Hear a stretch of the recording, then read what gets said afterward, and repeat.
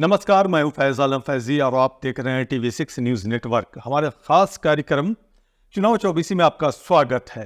NDA में सब कुछ ठीक चल रहा है? ये सवाल इसलिए पूछा जा सकता है कि राजस्थान में हो रहे विधानसभा चुनाव के मद्देनजर एनडीए का सिराजा बिखरता नजर आ रहा है।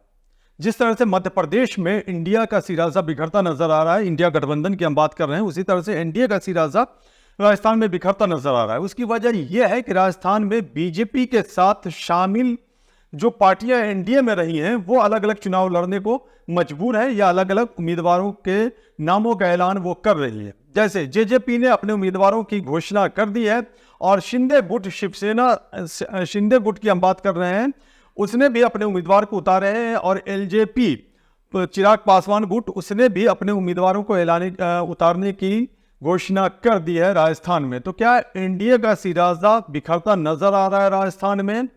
राजस्थान में इंडिया अगर बिखर रहा है तो क्या इसका इम्पैक्ट आगामी लोकसभा चुनाव पर भी पड़ेगा? चूंकि इंडिया गठबंधन को लेकर भी इस तरह के सवाल उठते रहे हैं, लेकिन आज हम राजस्थान की बात करेंगे और राजस्थान पर चर्चा करेंगे। हमारे साथ दो खास मेहमान जुड़े हुए हैं। एक सरफराज बज़मी साहब है, सवाई माधोपुर राजस्थान से जुड़े हुए हैं और वो वहाँ का बताएंगे कि क्या कुछ मामला निकल करके सामने आ रहा है। इसके अलावा कृष्ण फगेड़िया जी हमारे साथ हैं शेखावटी राजस्थान से। आप दोनों का बहुत बहुत स्वागत है।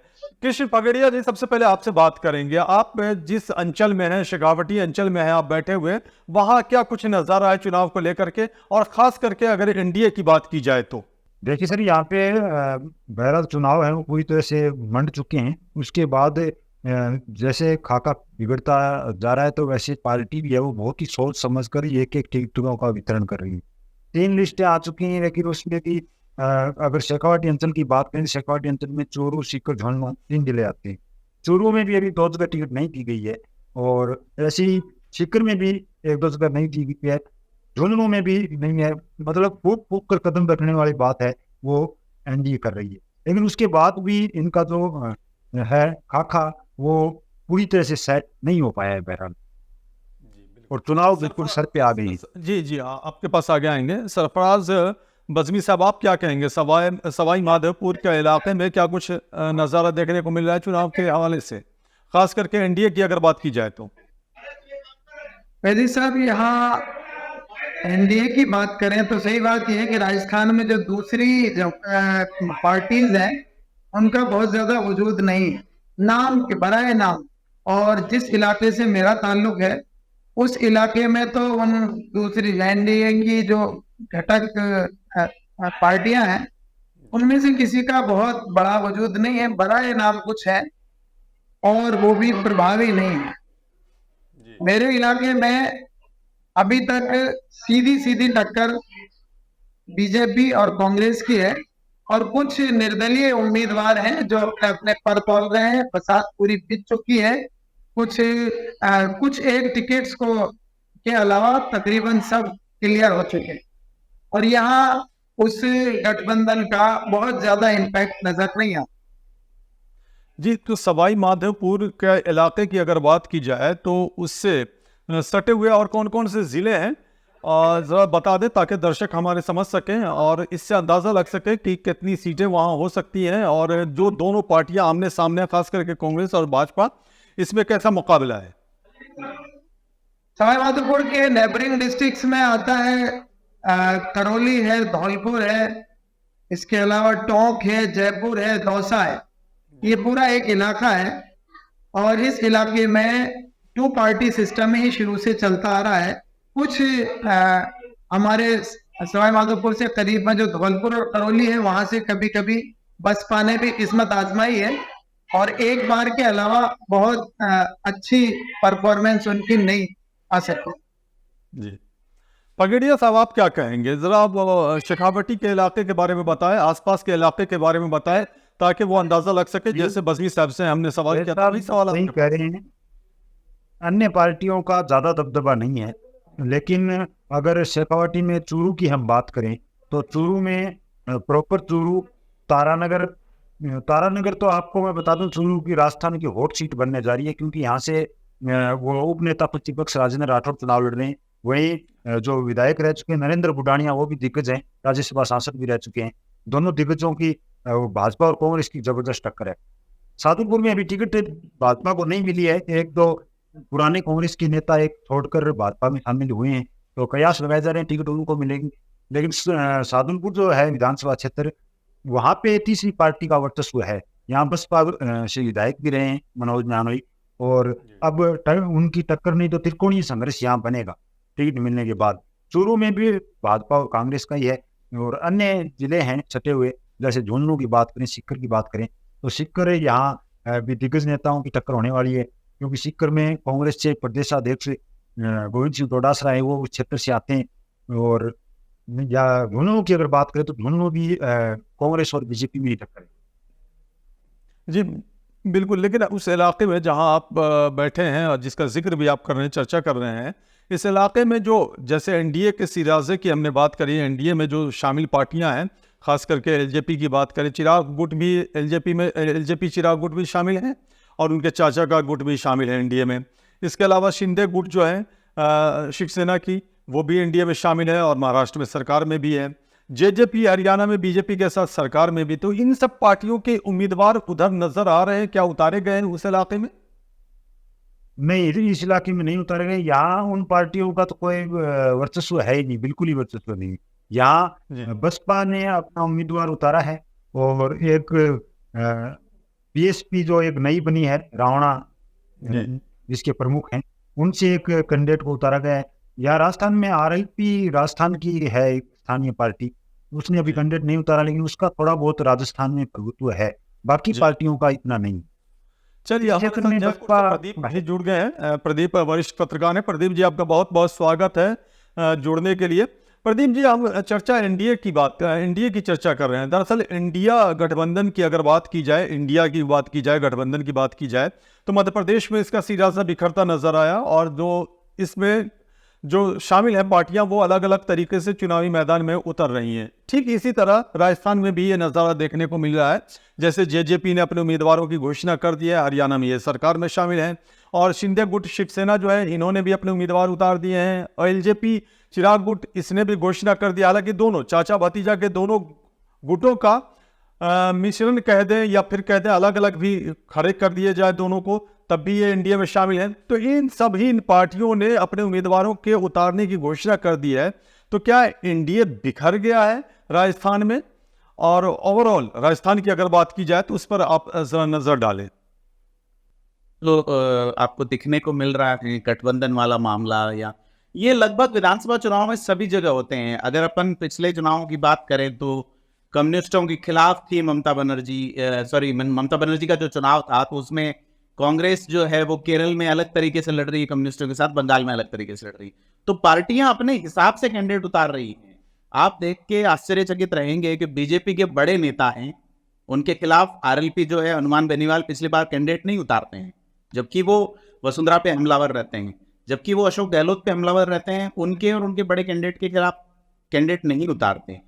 चूंकि आप एनडीए के परिप्रेक्ष्य में पूछ रहे हैं, तो एनडीए का जो गठबंधन है वो केंद्र में है, और स्टेट में जिन सीटों पे बीजेपी को दूसरी पार्टियां जैसे जेजेपी है या उसकी गठबंधन वाली चिराग पासवान वाली पार्टी है, उनके ध्रुवीकरण से अगर कुछ फायदा मिल लेता है तो वो उनको उतार रही है कि उनका वोट माइनस होने की बजाय जीरो हो जाए। ये कोशिश यूपीए या जो आज के टाइम में इंडिया गठबंधन बना है वो कर रही है, और जो एनडीए है वो भी कर रहा है कि उनका वोट जीरो माइनस होने की बजाय जीरो हो तो भी उनके लिए बेहतरी रहेगी।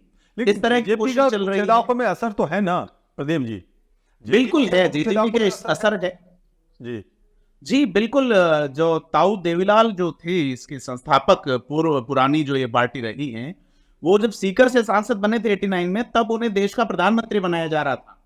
तो जो जड़ें हैं उस पार्टी के फैलने की वैश्विक स्तर पे, राष्ट्रीय स्तर पे, उसकी शुरुआत राजस्थान से हुई। सीकर से सांसद बने 89 में, तो चंद्रशेखर ने उनके नाम का प्रपोजल दिया था। आपको याद होगा कि ताऊ देवीलाल जो है वो प्रधानमंत्री बने, लेकिन ताऊ देवीलाल ने गिव अप कर दिया और वीपी सिंह को प्रधानमंत्री बनाया।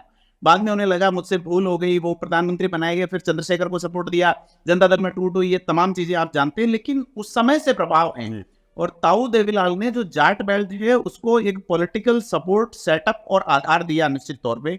तो पुराने जो लोग हैं उनमें आज भी उस परिवार के प्रति और उस परिवार की राजनीति करने वाले लोगों के प्रति एक आस्था है और एक विश्वास भी है। और हरियाणा से टच बॉर्डर है, नजदीकी बॉर्डर है।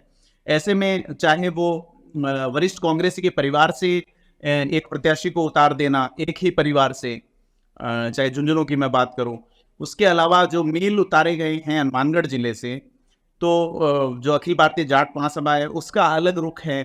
तो ये तमाम चीजें निश्चित तौर पे प्रभाव डालेगी आने वाले राजस्थान चुनाव में। और इसी अवसर को बीजेपी ढूंढ रही है कि उनके वोट जो माइनस होने वाले हैं वो किस तरह से जीरो पे लाए जाएं। जैसे उदयपुर वाटी की बात करें, राजेंद्र गुढ़ा यहाँ शिवसेना से ट्राई कर रहे हैं, लेकिन वो गठबंधन हुआ राजस्थान में हुआ वहां के बारे में तो अपडेट ये है, राजेंद्र गुढ़ा जहां से चुनाव लड़ना चाह रहे हैं या शायद उनके नाम की घोषणा कर दी गई है, ये आप बताएंगे। लेकिन पता ये चला है, अब जो अपडेट आ रहा है उसके मुताबिक, कि बीजेपी ने भी अपने कैंडिडेट को वहां उतार दिया है।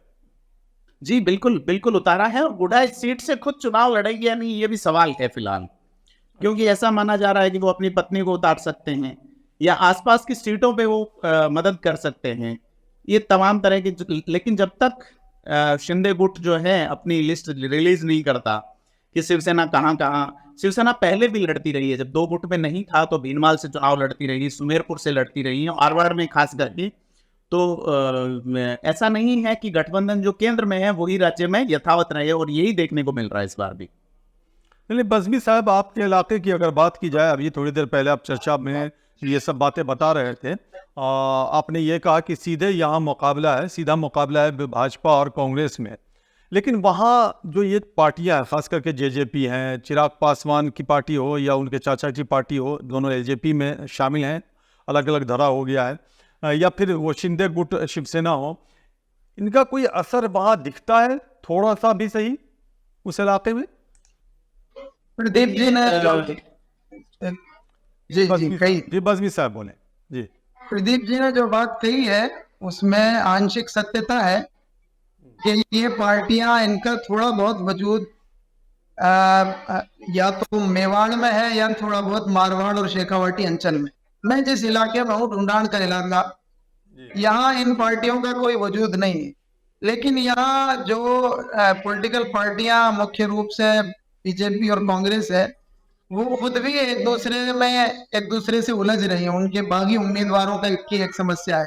मैं जिस इलाके में हूँ, ये मीणा बाहुल्य क्षेत्र है, और मीणा, आपने नाम सुना होगा, एसटी की एक बहुत ही मजबूत जाति है, और यहाँ सारा कुछ अक्सर चीजें पॉलिटिकली जातीय समीकरणों पे आधारित रहती है राजस्थान में। यहाँ जैसे सवाई माधोपुर सीट की बात की जाए तो यहाँ से सिटिंग एमएलए दानिश अबरार है, लेकिन यहाँ उनसे मुस्लिम जो कास्ट के लोग हैं वो बहुत नाराज हैं, और एसटी के जो लोग हैं वो इसलिए नाराज हैं कि उनका कैंडिडेट बीजेपी से आ गया है। लेकिन बीजेपी से ही एक और कैंडिडेट आशा मीणा की शक्ल में करोड़ीलाल मीणा, जो यहाँ के दिग्गज नेता है और अभी सांसद है दौसा से, उनके मुकाबले में आ गए, और बड़ा मजबूत मुकाबला है, कोई आसान नहीं है मामला। अब कांग्रेस भी यहाँ बसात बिछा रही है कि वो मजीद कोई ऐसा और उम्मीदवार उतार दे कि इनमें और बिखराव हो जाए। वही काम बीजेपी भी करने की कोशिश कर रही है।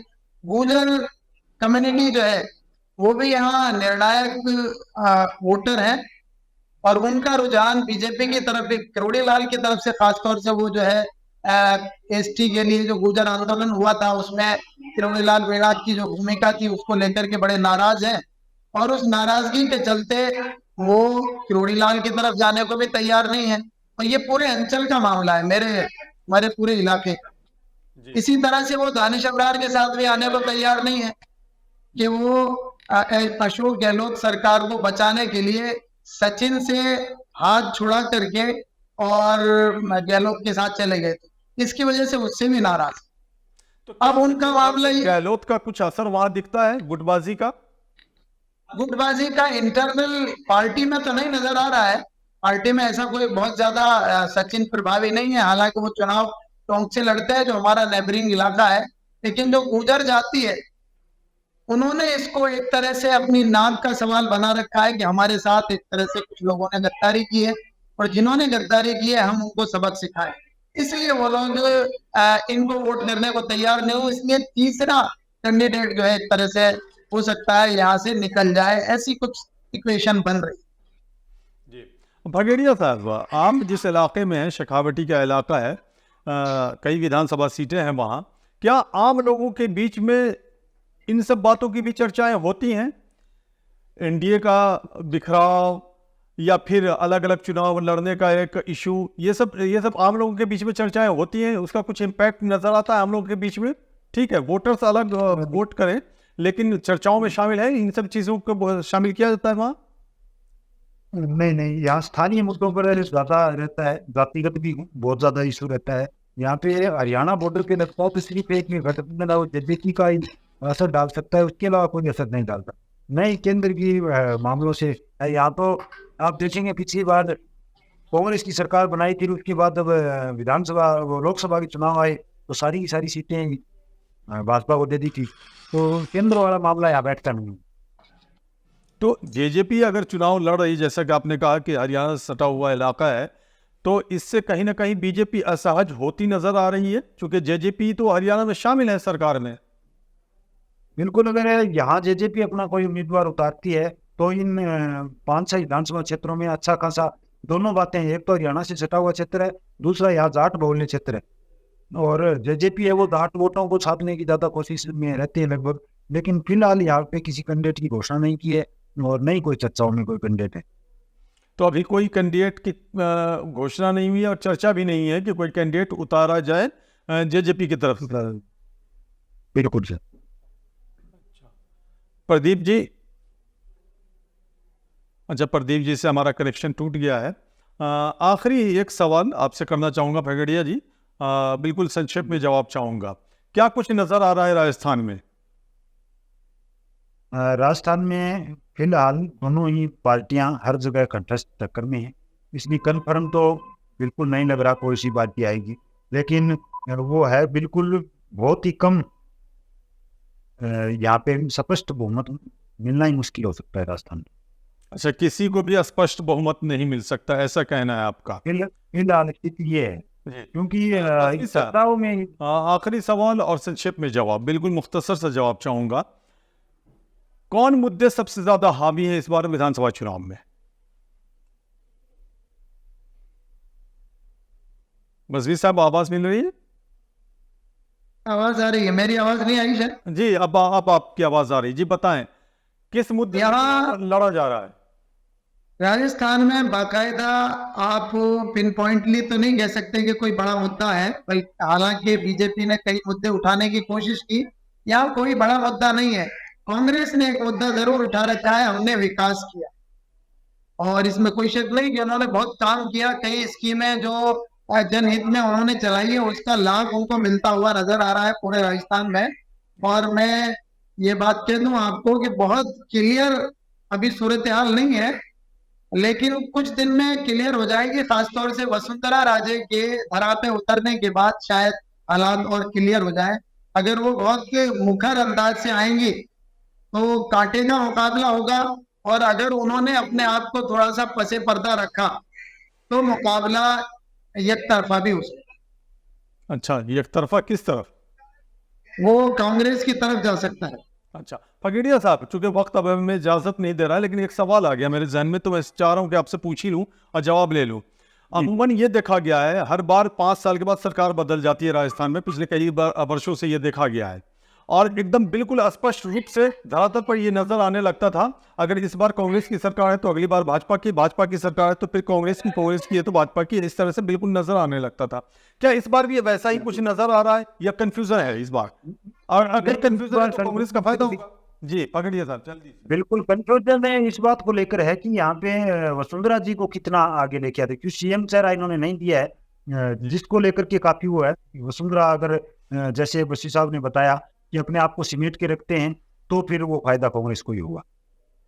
चलिए, आप दोनों का बहुत बहुत शुक्रिया। कृष्ण फगड़िया साहब आपका भी बहुत बहुत शुक्रिया। सरफराज बजवी साहब आपका भी बहुत बहुत शुक्रिया हमसे जुड़ने के लिए और अपने अपने इलाकों के बारे में बताने के लिए राजस्थान के चुनाव के संदर्भ में। प्रदीप जी भी हमारे साथ जुड़े थे, हमारे वरिष्ठ सहयोगी जयपुर से, उन्होंने भी विश्लेषण किया था कि क्या कुछ निकल करके सामने आता अब तक दिखाई दे रहा है राजस्थान में। लेकिन दिलचस्प बात यह है कि जिस तरह से इंडिया गठबंधन का सिराजा मध्य प्रदेश में बिखरता नजर आया, उसी तरह एनडीए गठबंधन का सिराजा राजस्थान में बिल्कुल साफ तौर पर बिखरता नजर आ रहा है। जेजेपी ने तो अपने उम्मीदवारों के उतारने की घोषणा भी कर दी है, उम्मीदवारों का नाम भी सामने ला दिया है। शिवसेना शिंदे गुट के उम्मीदवार भी वहां नजर आ रहे हैं। एलजेपी के बारे में भी यही जिक्र किया जा रहा है। तो इसका क्या इम्पैक्ट पड़ेगा 2024 लोकसभा चुनाव में, ये भी बड़ा अहम सवाल है, ये तो देखने वाली बात होगी। बहरहाल अभी चूंकि चुनावी माहौल बना हुआ है राजस्थान में, और जो दोनों बड़ी पार्टियां खास करके कांग्रेस और भाजपा अपनी अपनी सूचियां जारी कर रही हैं, देखने वाली बात ये होती है कि जेजेपी जो जाट बहुल इलाके हैं वहां किस तरह का इम्पैक्ट छोड़ती है, किस तरह का प्रभाव रखती है, जिसका फायदा उसे मिले और जिसका नुकसान भाजपा को मिल सकता है, ऐसा माना जा रहा है। ऐसा राजनीतिक विश्लेषकों का भी मानना है कि जेजेपी उन इलाकों में अपना असर जरूर रखती है जहां जाट बहुल इलाका है या जहां जाट मतदाताओं की संख्या ज्यादा है। बहरहाल इस तरह की बातें तो होती ही रहेंगी, इस तरह की चर्चाएं होती रहेंगी। अभी चुनावी माहौल है, 25 तारीख को वोटर्स अपने वोट का प्रयोग करेंगे, यानी मतदाता अपने मताधिकार का प्रयोग करेंगे। 3 दिसंबर को नतीजे आएंगे, तस्वीर बिल्कुल साफ हो जाएगी। हम इस पर लगातार चर्चा जारी रखेंगे और 5 राज्यों में जो विधानसभा चुनाव हो रहे हैं उस पर हम रोशनी डालते रहेंगे। आप हमारे साथ बने रहिएगा, जुड़े रहिएगा, लेकिन हाँ, कमेंट बॉक्स में जा करके अपनी प्रतिक्रिया जरूर दें, कमेंट जरूर करें, ताकि हम उसको देख करके फिर आगे की रणनीति बना सके, आगे के बारे में चर्चा कर सके कि आप क्या चाह रहे हैं या आपका नज़रिया क्या है। लेकिन आपसे एक विनती ये भी है कि आपने अगर हमारे चैनल TV6 न्यूज़ नेटवर्क को सब्सक्राइब नहीं किया है तो इसे सब्सक्राइब कर लें, लाइक करें, शेयर करें वीडियोज़ को, और बेल आइकन का बटन दबाना ना भूलें। हमें दीजिए इजाज़त, नमस्कार।